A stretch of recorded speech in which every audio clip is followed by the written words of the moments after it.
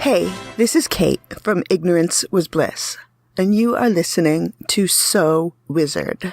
Very fast and very dangerous.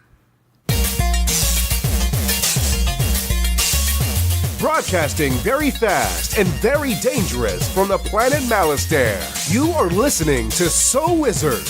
You're thinking, you said people gonna die? The only podcast to make the Kessel run in under 12 parsecs. There'll be no one to stop us this time.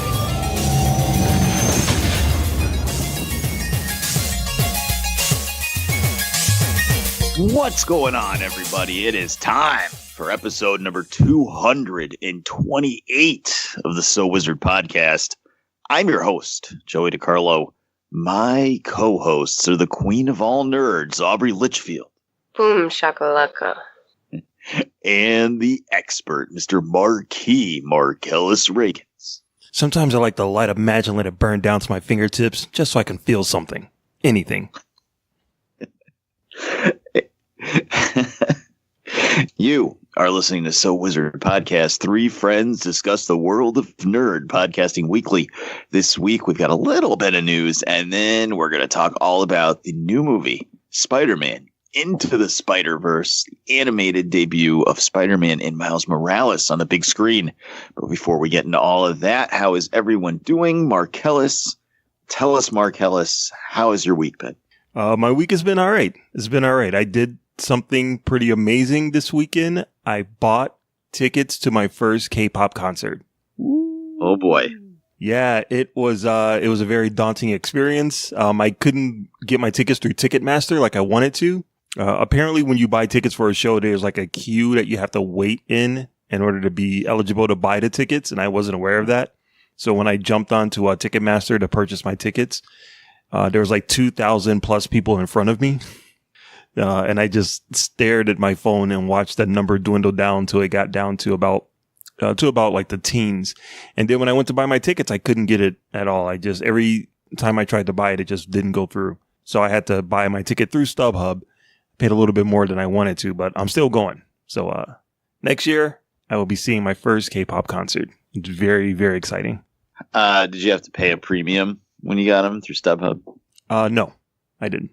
No, okay. So it wasn't too expensive? No. I was there's different tiers at these shows, and there's like 5 different tiers. I was going to pay for tier 3, which was not super expensive, is like medium range. But I wound up getting tier 5, which is all the way in the back, but I'm paying around the same price as tier 3. So it's a little bit of a knockdown, but I'm still going. Like, there's no way I'm not going to go. I waited too long to get this ticket. There's no way I'm not going to go. All right. So you don't have to cancel Dragon Con next year. You can still go. Oh, yeah. All right. So I'm not going to Dragon Con this year. No, I'm kidding. Yeah. Luckily it's at the beginning of the year. So there's plenty of time to go and then recover for Dragon Con. Cool. Aubrey, how are you? I know you are waiting to switch jobs. So I am. So this week I've just been catching up on a lot of stuff. Caught up completely on my holiday shopping, caught up completely on like every other thing I had to do as far as life goes. So, this week should be smooth sailing, and then I start my new job next week. So, yeah. Cool. Right in time for Christmas. I started the day after Christmas, which is kind of nice. Yeah. Just in time for all the returns. Yeah.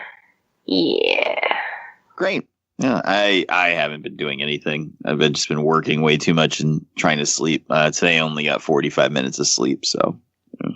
So you got home. You're really tired now, aren't you? Right. I got home at 7 a.m. I tried to go to sleep.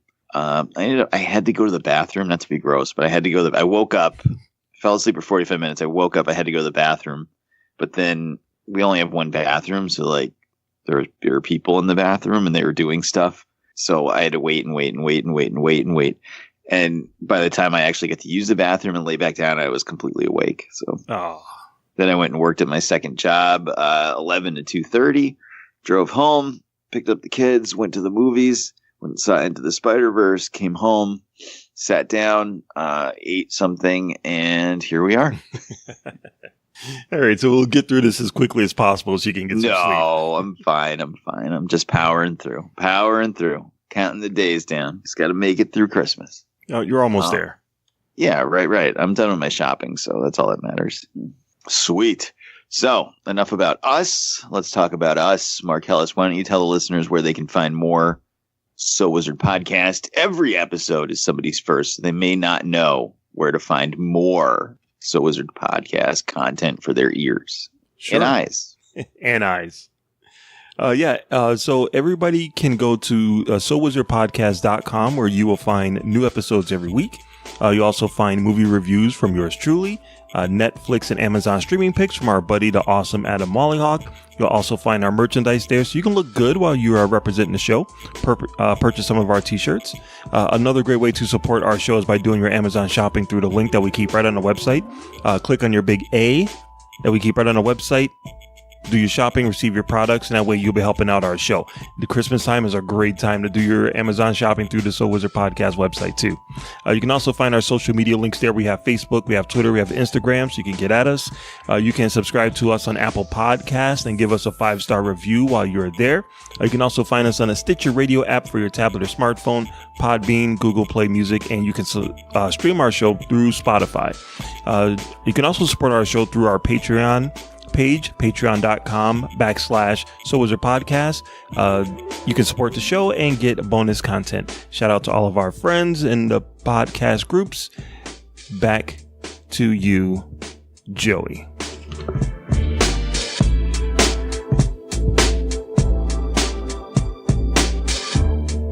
And I have lots of hidden potential. Amazing. All right, great. So I know we had a lot of news last week to the point where we didn't even have any main topic. We just did news the whole episode. So, needless to say, of course, now we have nothing to talk about, but I'm sure there's something. So, Marcellus, let's do it. Let's do the news. Yo, pump it up. It's time for the news. Yo, we getting ready to bring you the news, boy.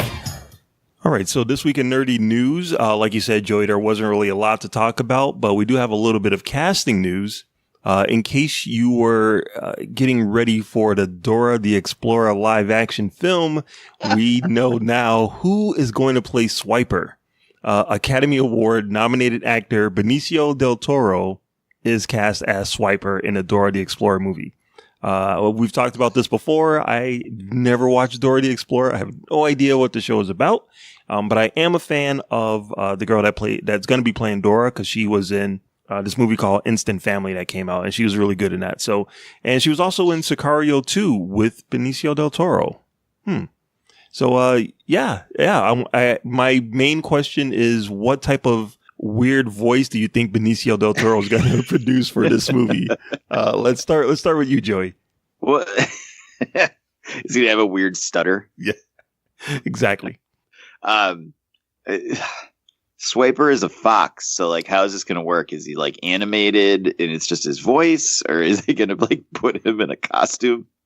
It's going to be like the Wolfman. They're going to do the Wolfman all over again. Weird prosthetics. Oh yeah, he was in that horrible Wolfman movie, wasn't he? Yep. Academy Award winning Wolfman movie. In case you were worried about the worth of the Oscars. No, the special effects were good in it. Wow, that movie was a piece of shit. Wow. Yeah, he's a great actor, but he seems to be taking on a lot of weird, strange roles lately. Either he's in his I don't give a fuck stage, or he's got enough money to just be okay, I'm just going to do whatever the hell I want. Yeah, private school isn't cheap. That's right. Thank you, Robert De Niro. Did you see Sicario 2? No, I did not get around to watching it, because I wanted to watch part 1 before I watched part 2. And when I made it to the end of part 1, I'm like, I'm good for the Sicario saga right now. I'll just relax for a little bit. I don't need any more right now. Really? Yeah. Yeah, the first one didn't exactly blow my socks off where I felt I needed to run out to the theater and watch part 2 right away. So I'll wait. Okay. No.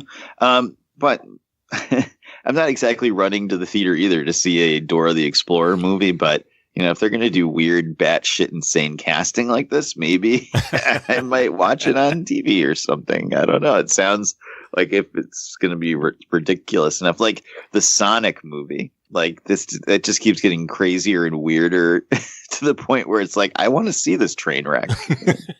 I don't think we're at train wreck status yet, but if we're going to see Benicio del Toro dressed up in a weird rainbow fox costume with a bandana trying to steal things, I'm like halfway to the theater already.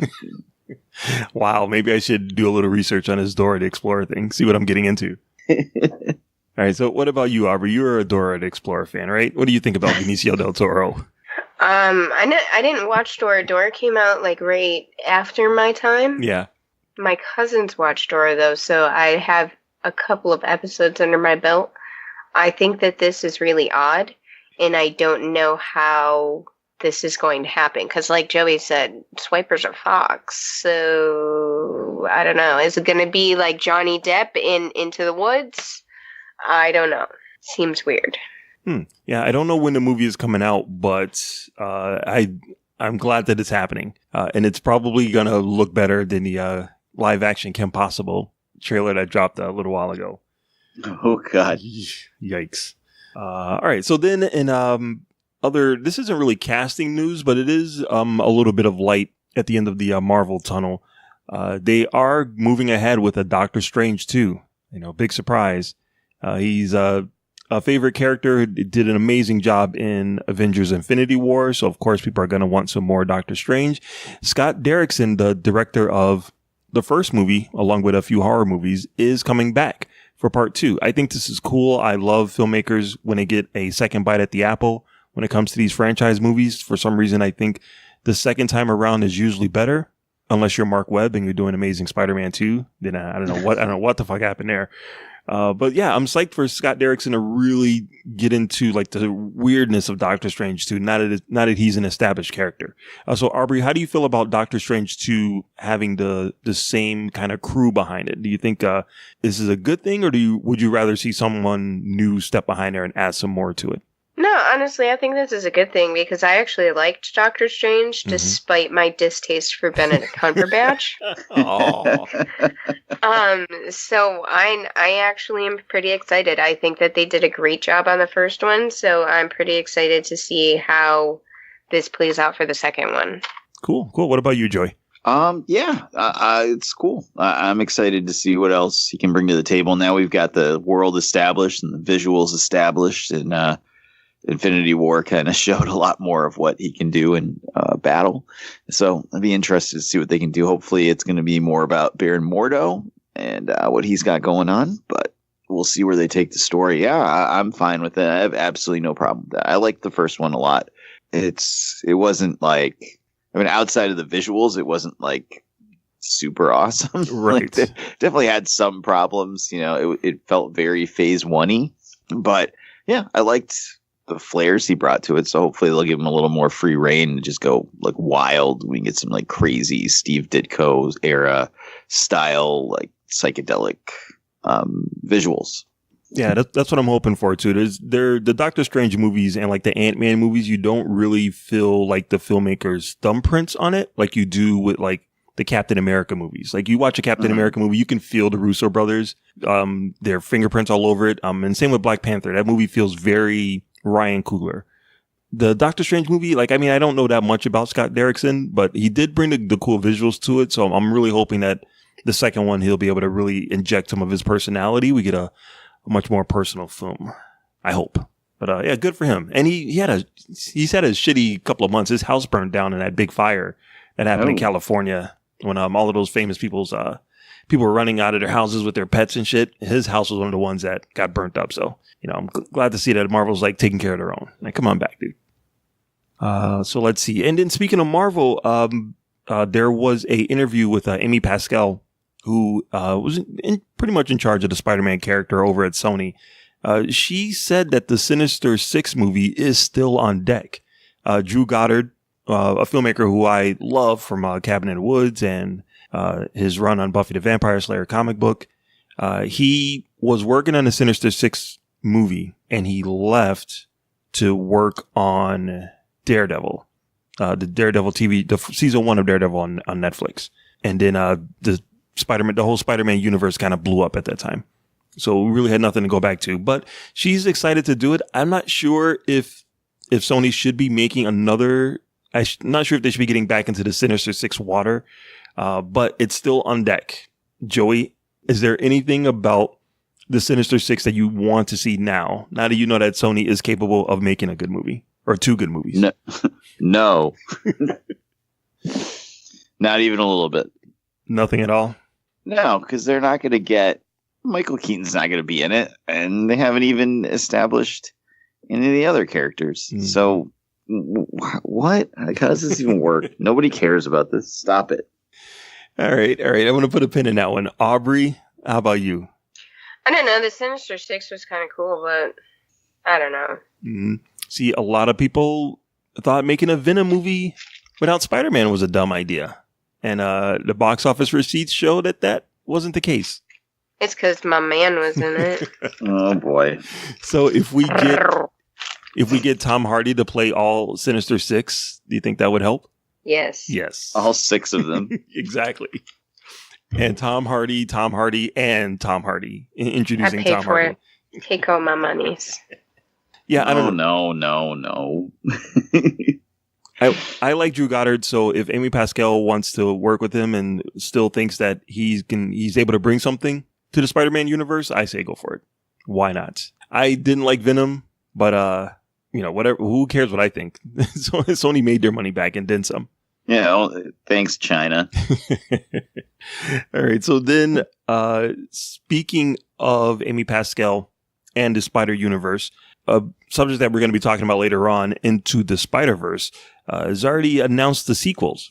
We talked about this a little bit last week. The creative team behind the Voltron cartoon are going to be handling the sequel and a spinoff. The spinoff is going to be focused on the Spider-Women. So that's Spider-Gwen, Silk, Spider-Woman, and I believe Penny Parker is going to be in there too. Without going too much into the Spider-Verse, Joey, how do you feel about an all-female group? Actually, you know what? Let me ask Aubrey first. Aubrey, how do you feel about an all-female Spider group coming from the same universe that did Into the Spider-Verse? I don't know. I don't really like Spider-Gwen. So I don't know how I would like that. It might be okay, but I just feel like it's not the characters that I want. I don't want a movie of these characters. I want a movie of like fucking Storm's backstory or something cool like that. I feel like Spider-Gwen's just a dud. I want a strong female story like, Storm's backstory is fantastic. If we could have a Storm movie, that would be awesome. I would love a Storm movie. But as Spider-Gwen, I don't know. I don't feel sold on it. You don't feel she's a character yet that's deserving of this type of attention? I don't feel like I'd care enough. Gotcha. Yeah. Gotcha. All right, Joey, what about you, dude? How do I put this without ruining what we're going to talk about in like 5 seconds? Yeah, it would be cool. Excellent. Yeah, it's going to be from, we talked about it last week, Lauren Montgomery was a amazing director. She did a lot of the really cool DC animated films. And like I said, she's one of the co-executive producers of Voltron. I think she's amazing. So if she's going to be directing this, I'm ready. My money is ready to go right now. Yeah, I mean, Voltron's amazing. You've heard me banging that drum for 2 years now. So yep, I'm all in. If they're gonna make something, I'll watch whatever it is. I don't care if it's like a Night Thrasher movie. All right, cool. And then in other news, which means nothing to anyone else, but it means something to me, and because I have this platform, I'm going to use it. I'm getting a Downton Abbey movie next year. The trailer dropped this week. Downton Abbey was a PBS Masterpiece TV show that I really couldn't give 2 shits about the first 3 seasons that it was on. And then someone told me to watch it, and I wound up watching it, and I wound up loving it. It's completely unlike any other show that I've watched, and it's something that I definitely wanted to see more of. So the fact that they're making a movie out of this, I'm psyched. It's coming out next year. Downton Abbey, the movie, I'm ready. Do you guys have any experience with Downton Abbey at all? No.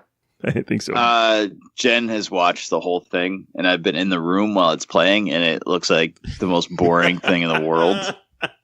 I'd rather watch paint dry, and I'm not even like exaggerating. Like, I'd rather get a can of paint out of the garage, walk up to the wall, slap it on a brush, and slather it on the wall, and then pull up a chair and sit there and stare at the wall rather than watch anything that has to do with this.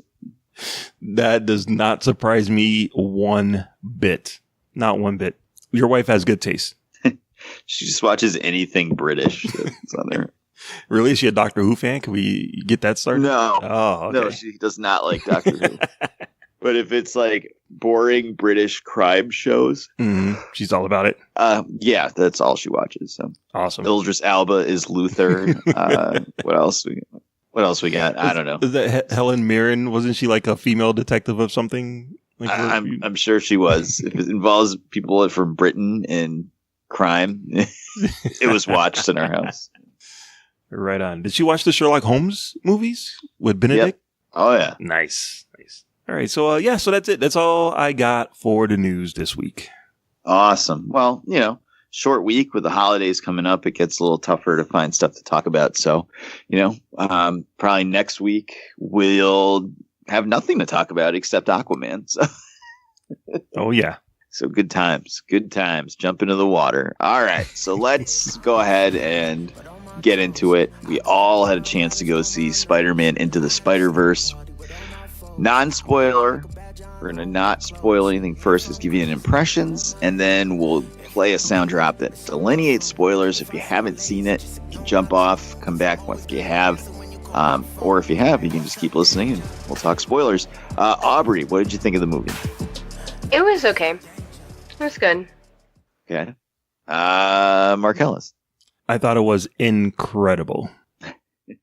I also thought it was fucking phenomenal. So Aubrey's on a lonely island right now. Excellent. All right. I don't know. To it.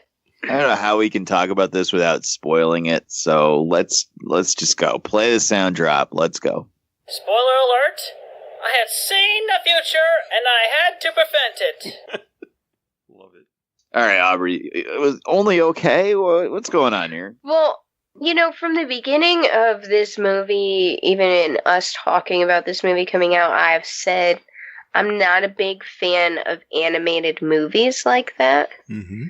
So that was a big part of my problem. Was just, I'm not a big fan of it wasn't something that I was interested in from the beginning. I mean, Noah was really excited because he's 5, but... What are you trying to say? And the animated stuff like that has just never grabbed my attention. Like Star Wars Clone Wars. I still have yet to watch Clone Wars because... The animation looks like trash. It's animation, It's hard for me. I like anime, but... Anime? Why don't you understand that anime belongs in the trash? Yeah, I do. I like anime, and I like South Park. But that's probably the extent of what I like as far as animation goes.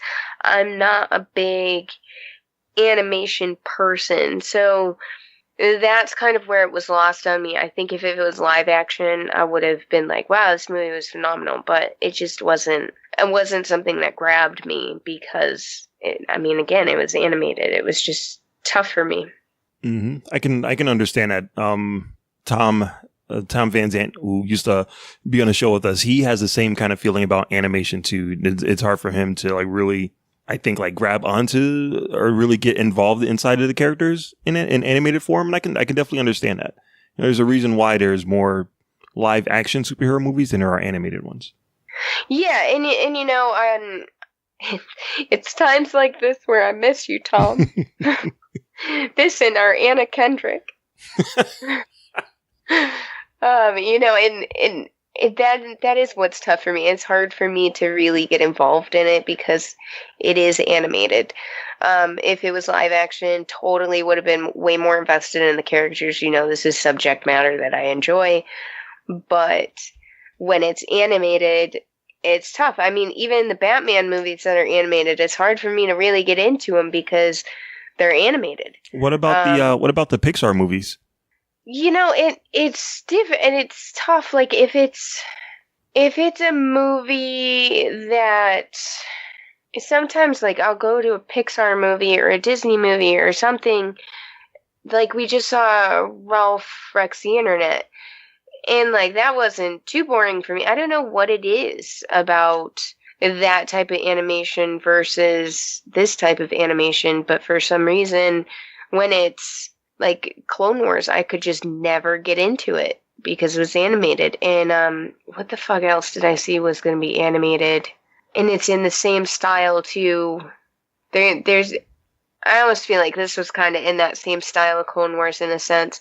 It's different, but the people were drawn the same. Talking about Rebels? Yes. But there was something that I saw that was coming out that's maybe it was She-Ra.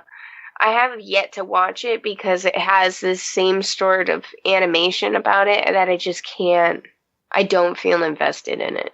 And I don't know why, because like Disney movies I feel invested in when I'm seeing them with Noah, but if I wasn't seeing them with Noah, I probably wouldn't go out of my way to see them, honestly. What did Noah think of the Spider-Verse? He loved it. Okay, can we put him on? No, I'm just kidding. Oh yeah, for him. Yeah, he loved it. He was really excited. He thought Spider-Ham was hysterical.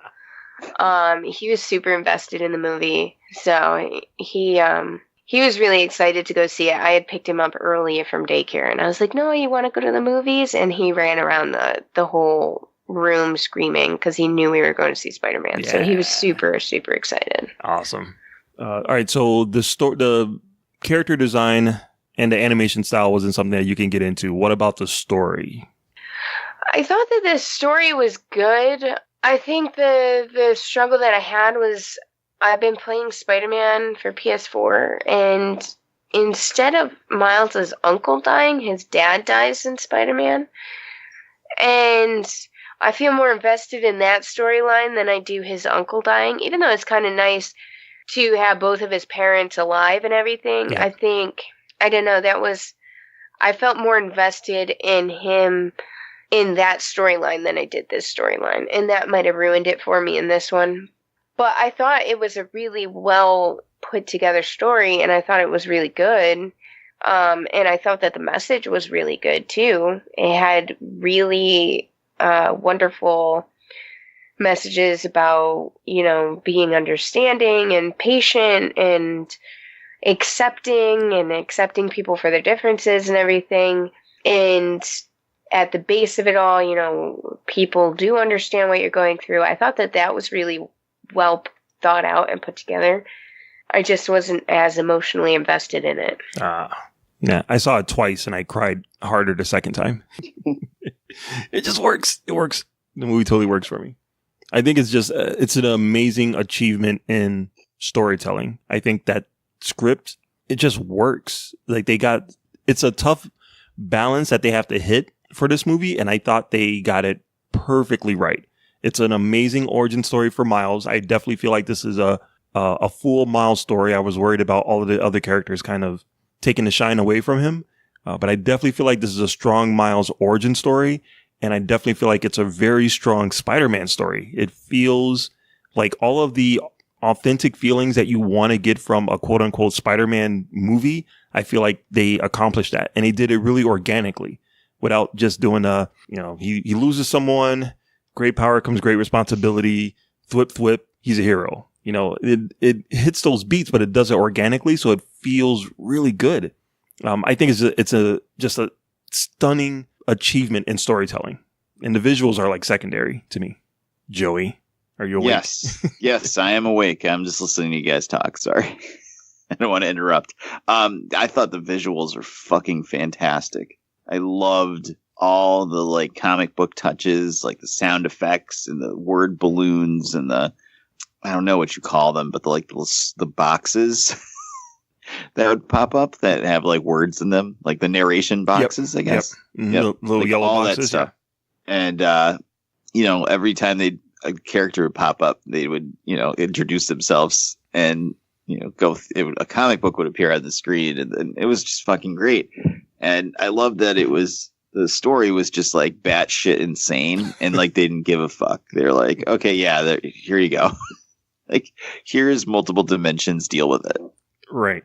I was not expecting Spider-Man to get killed in the first like 5 minutes of the movie, though. Yeah, that's kind of a shocker. I would say for like most kids, but that's the way it happened in the book. So I was really surprised that they left it in there too. Did you notice it was Chris Pine as like that Spider-Man, the younger Spider-Man? No, was it? Yeah. Oh wow. No, but I thought the movie was fucking phenomenal. It felt long, but not in a bad way. I almost didn't want it to end, to be quite honest with you. Mm-hmm. It was starting to get to be a lot at the end. So yeah, yep, yeah. It's a really nice love letter to comic books. Just the fact that they start off the movie with the Comics Code approved by the Comics Code stamp. Yes, I thought was awesome. There's a lot of like zipatone like effects through it, and yeah, it's a sweet love letter to comic books and to Spider-Man. What did you guys think of the different Spider-Mans? What did you guys think of Spider-Ham? I thought they were interesting. They worked with the storyline. I just don't know if I'm as invested in them and interested in them, I should say. I feel like Spider-Gwen kind of is annoying for me. But I don't know. They're interesting.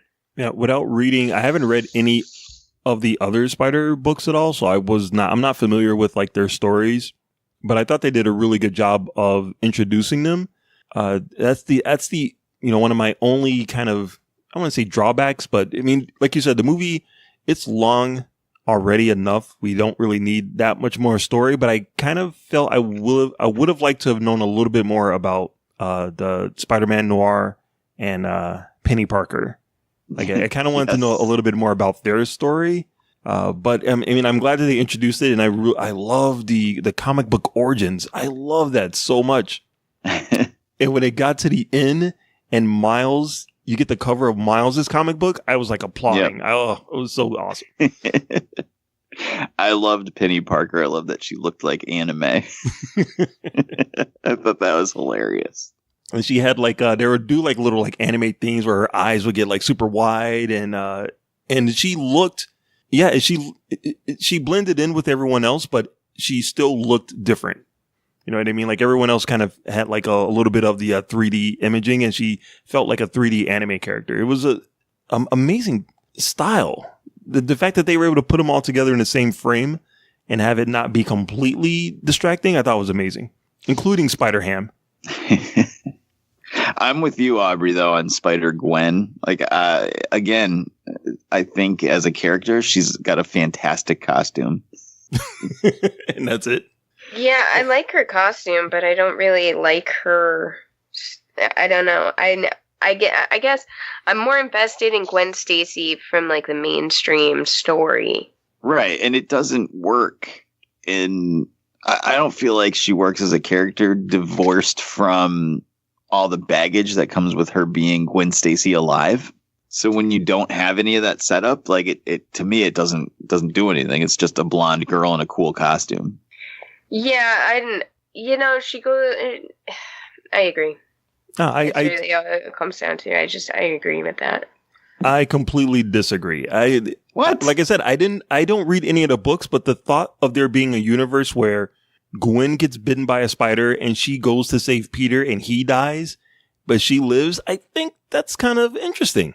No, it is interesting, but you still have a grasp of what that is. Like, like Colin doesn't have any idea who Gwen Stacy is or what that even means. Like, it's nothing. It's just a blonde girl in a cool costume. All right. I guess. I don't know. I'm just saying, like, it's because you know who Gwen Stacy is. You know what, I know you don't read a lot of comics, but you still know the basics of it. Like, it was Spider-Man's girlfriend that got thrown off a bridge. Right. You know that. If you don't know that, like, what is the character? It's a blonde girl in a cool costume. Yeah, well, what if Superman's rocket lands in Russia? It's that type of thing. It's like just another play on the same universe. And I think that's interesting. I think the thought of their roles being reversed is interesting to me. I mean, not enough to make me buy a comic book, but, you know, I could see where that would be cool. I am also very glad this movie makes sure to cement Mary Jane as Peter's girlfriend / wife. So, what do you mean? They don't usually do that? Well, no. I mean, in the movies, in Homecoming, you know, is that even MJ? We don't even know. That's true. That's very true. And they took a nice shot at Spider-Man 3. That was the best. I laughed hysterically at that shot at Spider-Man 3. Yeah, I wish they hadn't shown that in the commercials, though. I saw that clip like in the commercials of him dancing, and I'm like, oh, I mean, it was great in a commercial, but had I seen that for the first time in the theaters, I think that would have been, I would have laughed a lot harder. Oh, I avoided the commercials like the plague. Good for you. Good for you. Yep. Yeah, I did not see the commercials, so that was really a nice surprise.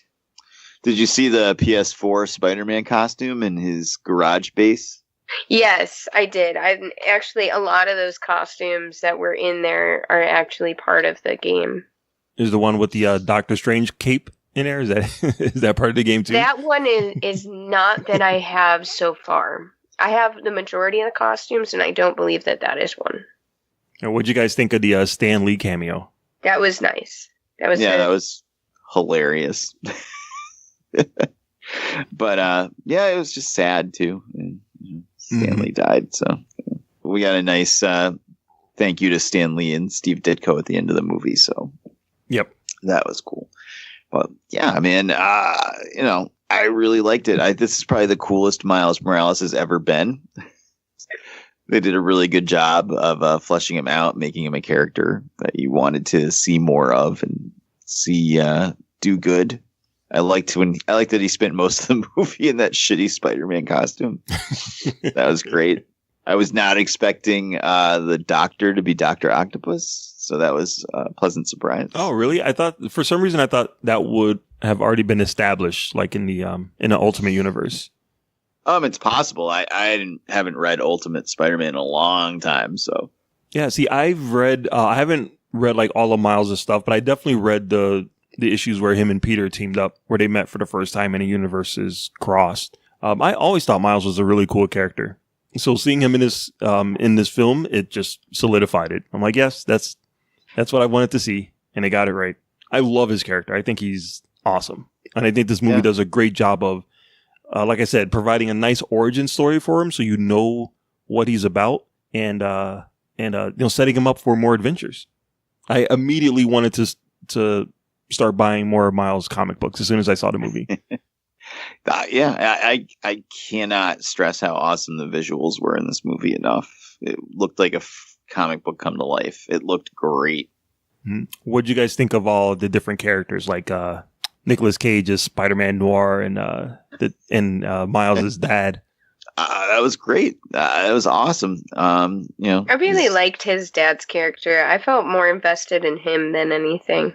Mm-hmm. Yeah, the actor that plays his dad is on Atlanta. God, I forgot his name. He's amazing. He's also going to be in a new Child's Play movie, which is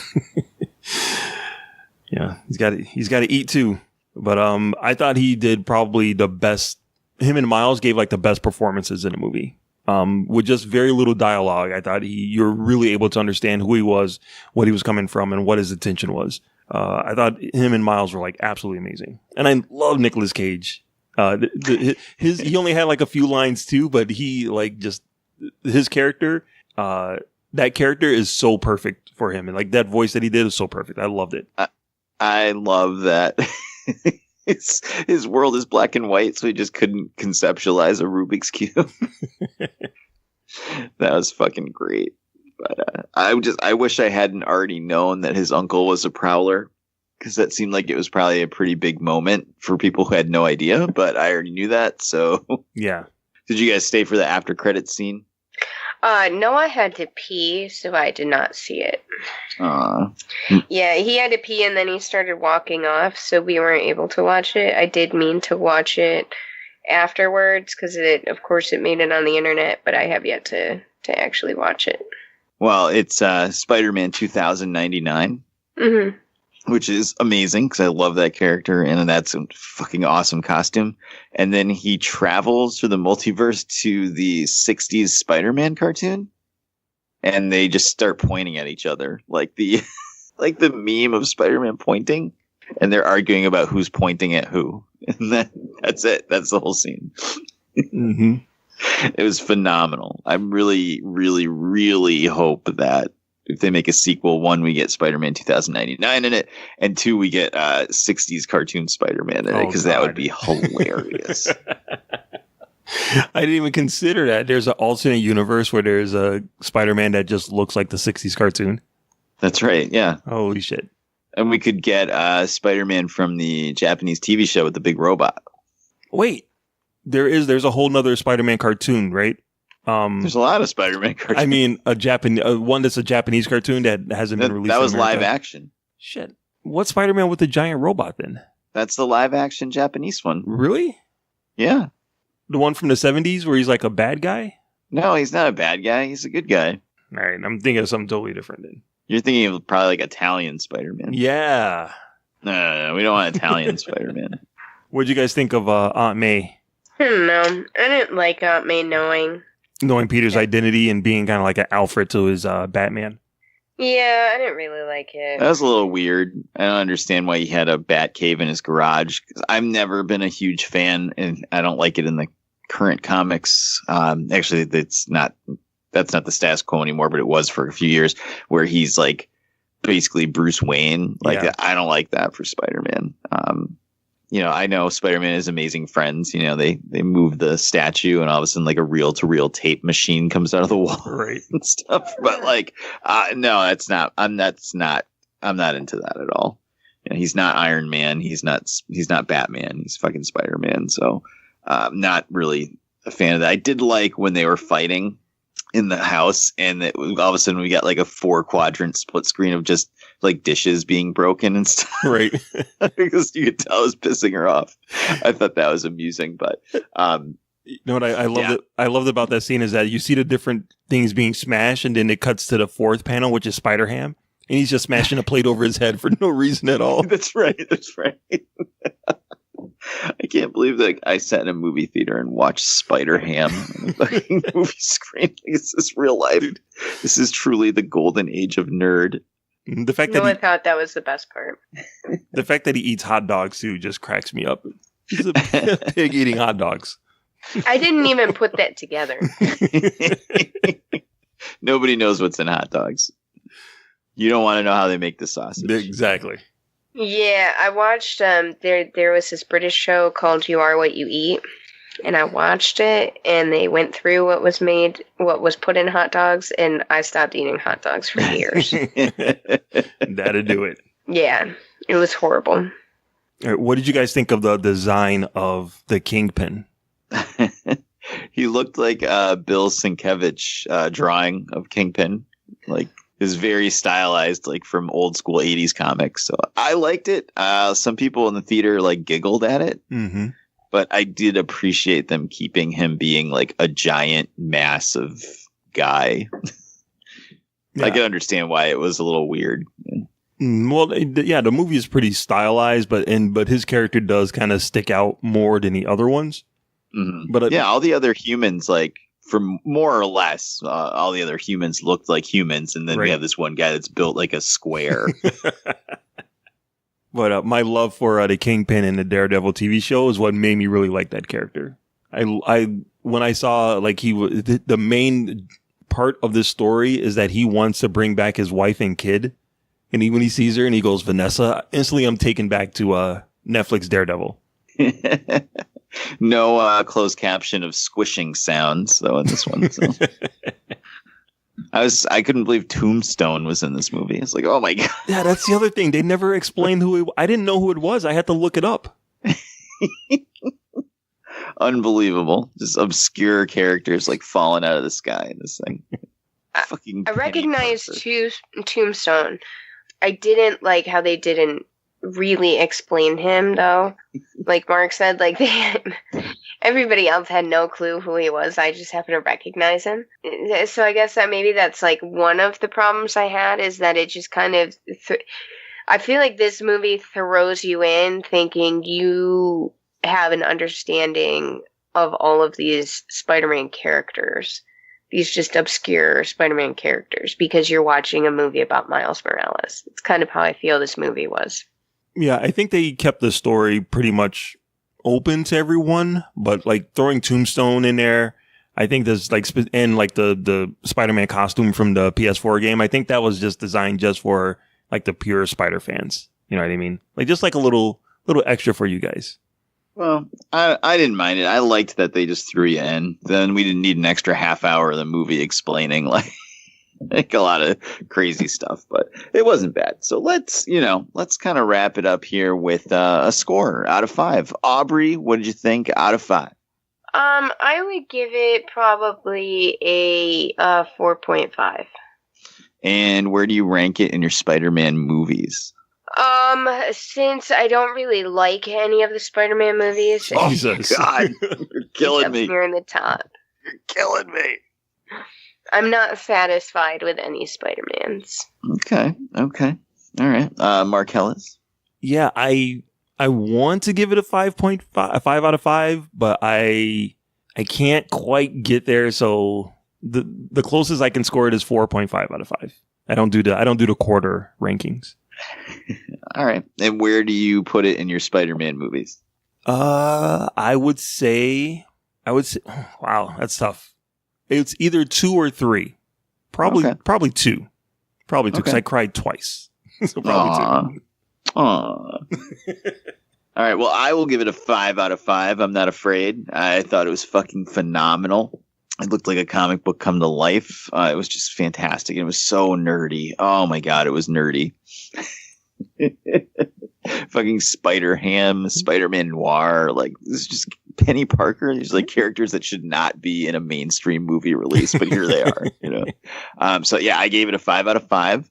I'm not, no spoilers for podcasts in a couple weeks, but you might hear me talk about it again. We are doing our year wrap up, and I would put it, I don't know, 2 or 3. I'm the same as you, Mark. 2 or 3. Spider-Man 2 is always going to be number 1. I think that's probably the best. I love Spider-Man Homecoming, but I don't know if I have recency bias from just having walked out of the theater like less than 3 hours ago. So, but Into the Spider-Verse is phenomenal. I would highly suggest if you are nerdy or like comic books in any way, shape, or form, you get your butt to the theater and check it out. This needs to make money. We need more of this. Mm-hmm. Amen. Sweet. So let's wrap it up. Let's get some recommendations out there. Aubrey, you've been sitting around doing nothing for a week. So what do you have to recommend for the listeners out there? I recommend, what have I been doing? I've been watching Gossip Girl. Wow. That's a deep cut. Yeah, all the things on Aubrey's list, and she's watching Gossip Girl. I know. It's because I don't really want to pay attention to the TV. I just want noise. So. Well, you got it.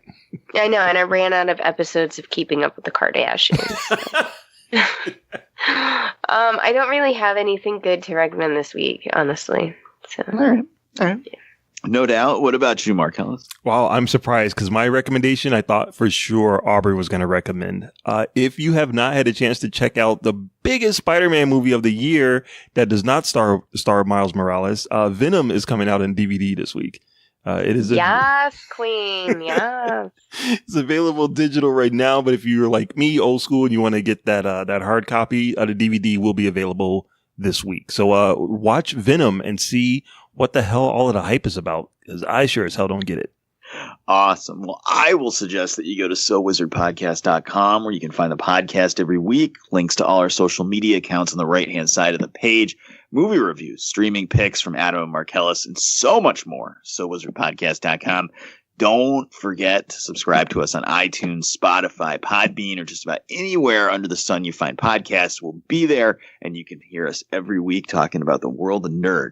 Check out our Patreon page. You like the show, you can support us monetarily through Patreon and get yourself an extra episode exclusively through the Patreon website. This month, we're going to be watching Twilight New Moon.